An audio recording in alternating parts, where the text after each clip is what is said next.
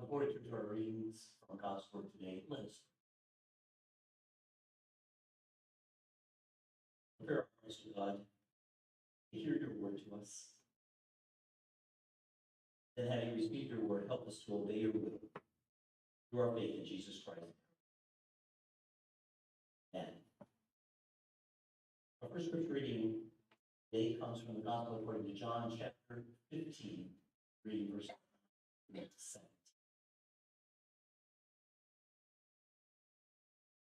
Jesus said, "As the Father has loved me, so I have loved you. Abide in my love. If you keep my commandments, you will abide in my love, just as I have kept my Father's commandments and abide in his love. I have said these things to you so that my joy may be in you, that your joy may be complete.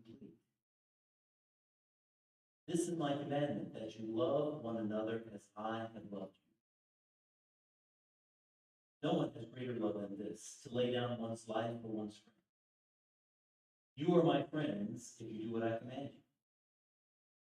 I do not call you servants any longer, because the servant does not know what the master is doing, but I call you friends, because I have made known to you everything that I have heard. You did not choose me, but I chose you, and I appointed you to go and bear fruit that will last, so that the Father will give you whatever you ask in my name.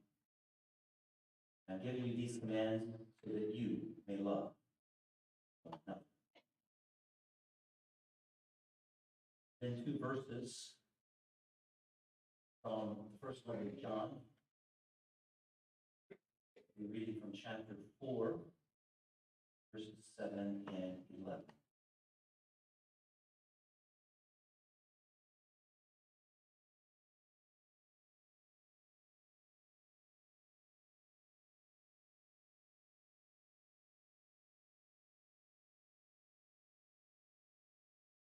Beloved, let us love one another, because love is from God.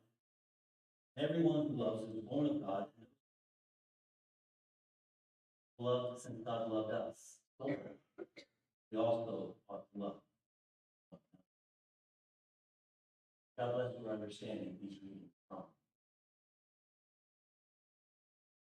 On this Mother's Day, let me say that from what I've observed, that being a mother is not all.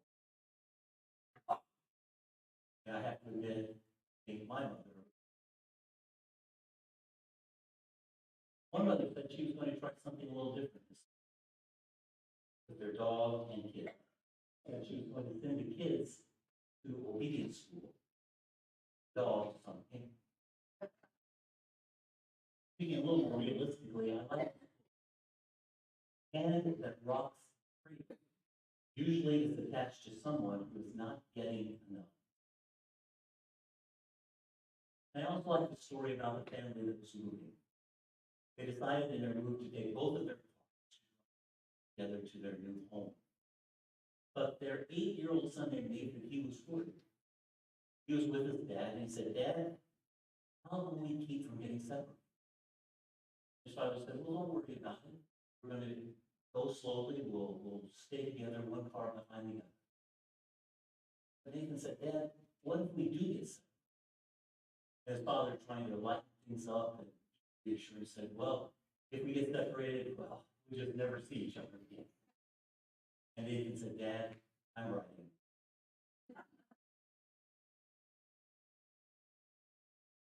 Here's one final Mother's Day quote I found. "I'd like to be the ideal mother, but I'm too busy raising."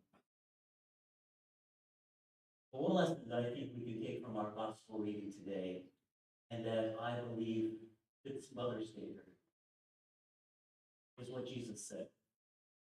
"As the Father has loved me," he said, "so I have loved you. Abide in my love.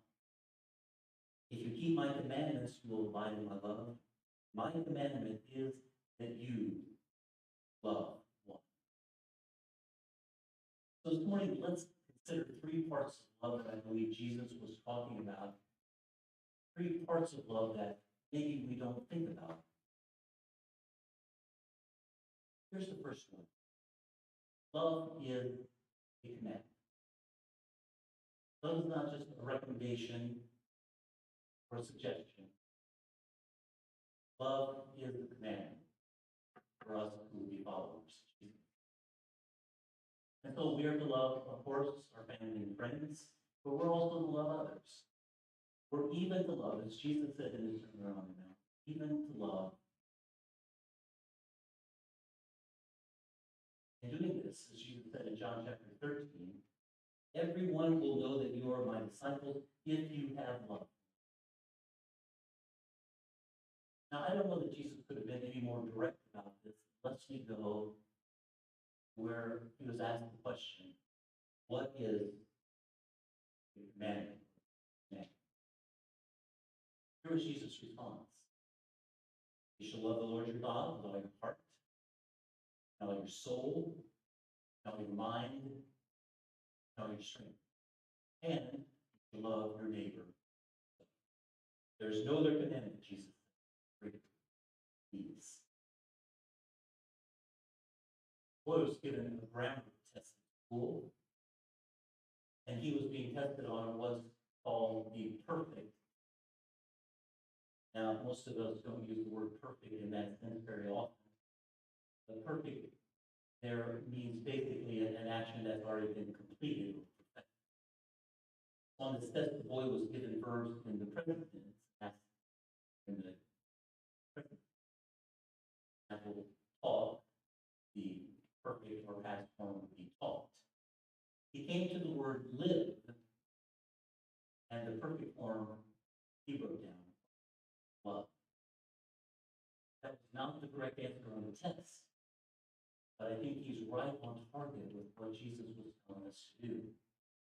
Because perfect form of living is really loving.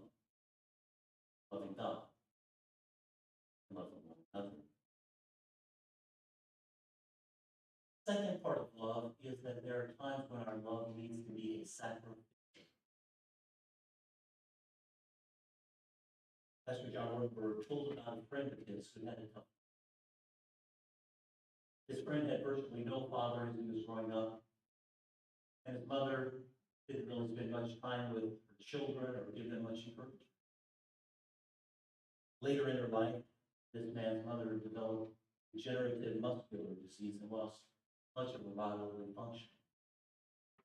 She was quite difficult to care for, and none of her other children, and none of her ex-husbands had anything to do with it. As John Ortberg said, my friend decided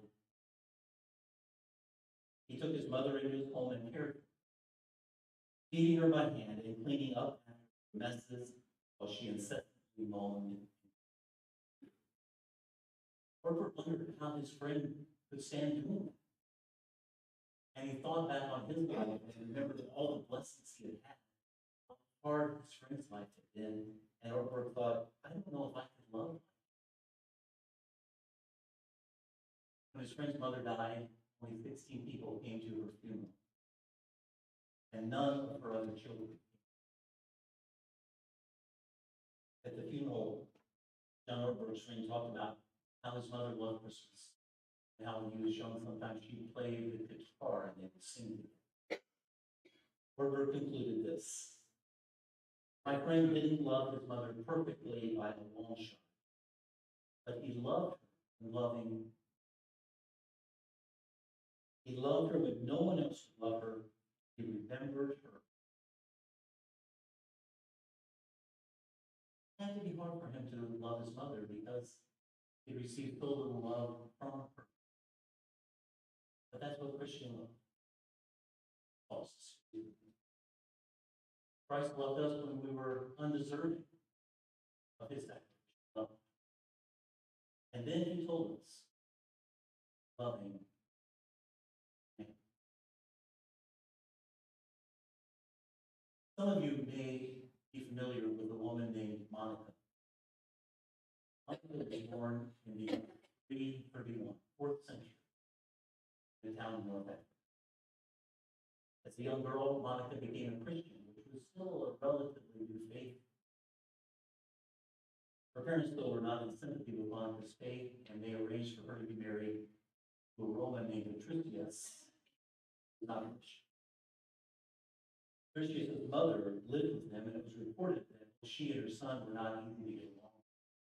Monica did her best to be a good wife. God. Monica's faith bothered her husband, but he respected her beliefs. And not long before he died, he became a Christian, and so did his wife. Monica and Patricius had 3 children. Their youngest was named Augustine, and he was a real challenge to them. Augustine later admitted that he was a wayward youth and continued in those ways for some. But his mother kept praying for him. And as she persisted, it finally paid off because Augustine became. Monica lived long enough to see her son baptized, died shortly after that, and yet her faithful prayers for her son have been remembered down through the centuries in the Christian world. And that was, in no small part, the other mothers have prayed for their children. But her prayers are remembered because she didn't know that her son Augustine was going to become one of the great leaders in the history of the church. He even served as bishop during his life. Augustine's profound insights into the faith have informed and encouraged and helped others to live Christian life. That's been true for some 1,600 years. And that was in no small part because of the sacrifice and prayer of his mother, Monica. There are times when Christian love requires a sacrificial. And we have the ultimate model for this kind of love in Jesus, who gave his life for us so that we might be put right, even seen as righteous in God's eyes through his sacrifice.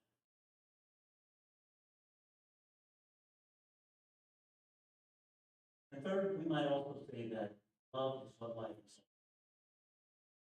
The Apostle Paul ended what is often called the love chapter, this 1 Corinthians chapter 13, with these words. Now faith, hope, love abide, these 3. But the greatest of these, love. And that love is not just about receiving love, it's about giving love. About showing our love to others. Author C.S. Lewis talked about what he called gift love. Love which is like giving a gift. Here's what C.S. Lewis wrote.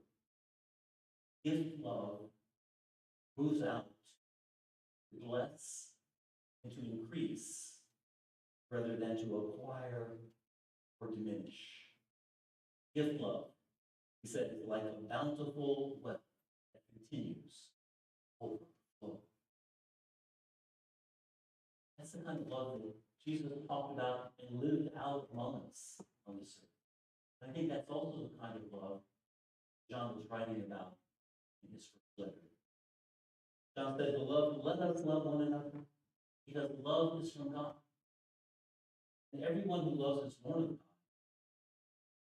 Because God loved us so much, we also ought to love one another. So if we were to try to summarize what Jesus came to teach us and show us, I don't know if we could do too much better this brief. About loving God, loving one another. Again, John wrote, because God loved us so much, he also